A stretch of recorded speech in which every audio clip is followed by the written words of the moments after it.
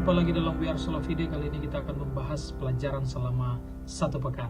Pelajaran kita berjudul Kasih dan Keadilan, 2 perintah terbesar. Yohanes 4 ayat 20 berkata, "Jikalau seorang berkata, aku mengasihi Allah dan ia membenci saudaranya, maka ia adalah pendusta. Karena barang siapa tidak mengasihi saudaranya yang dilihatnya, tidak mungkin mengasihi Allah yang tidak dilihatnya." Nah, sering orang berpendapat bahwa 10 hukum Allah adalah merupakan aturan yang sudah dipalangkan di atas kayu salib. Tapi tahukah Anda, sebenarnya 10 hukum adalah klimaks daripada 2 perintah, yaitu kasih kepada Allah dan kasih kepada manusia.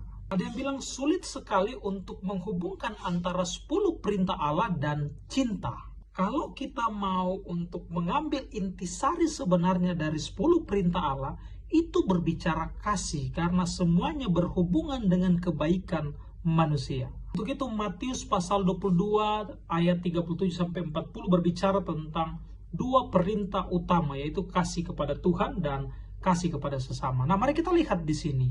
Perintah yang pertama sampai keempat itu berhubungan dengan kasih kepada Allah, dan hukum ke-5 sampai ke-10 atau perintah ke-5 sampai ke-10 itu berhubungan erat dengan kasih kepada sesama manusia. Nah, di mana Tuhan menyuruh kepada Musa untuk menghormati Tuhan, tidak menyebut nama Tuhan, ya. Jangan ada Allah lain di hadapanku.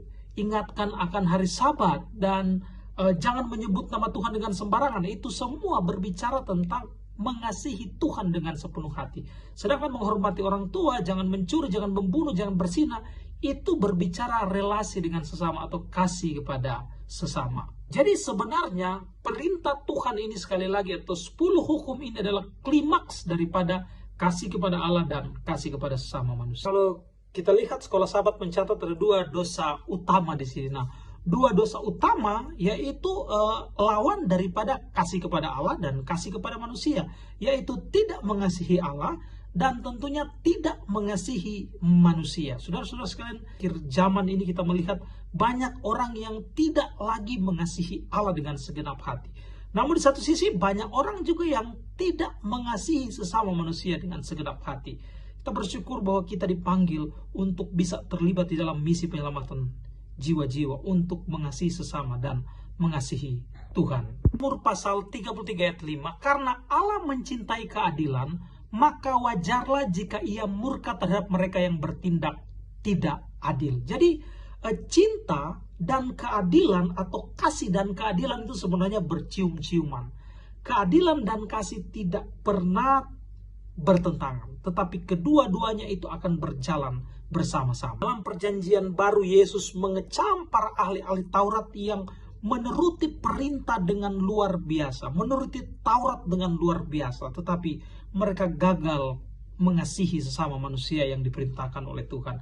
Banyak yang rajin beribadah, datang ke gereja, banyak yang rajin membaca firman, tetapi gagal di dalam esensi mengasihi sesama. Jadi harus balance, Bapak Ibu sekalian. Kalau kita mengasihi Tuhan dengan benar, kita akan mengasihi sesama. Sebaliknya, kalau kita mengasihi sesama dengan benar, kita akan juga mengasihi Tuhan. Jadi pertanyaan, siapa sesama manusia atau sesama kita? Nah, saudara-saudara sekalian, kalau kita melihat di dalam perjanjian baru, banyak orang yang memahami kasihilah sesama itu adalah berbicara tentang mengasihi sesama orang Israel. Tetapi kita lupa bahwa mengasihi sesama ini adalah orang-orang yang memerlukan pertolongan, orang-orang yang tidak berdaya.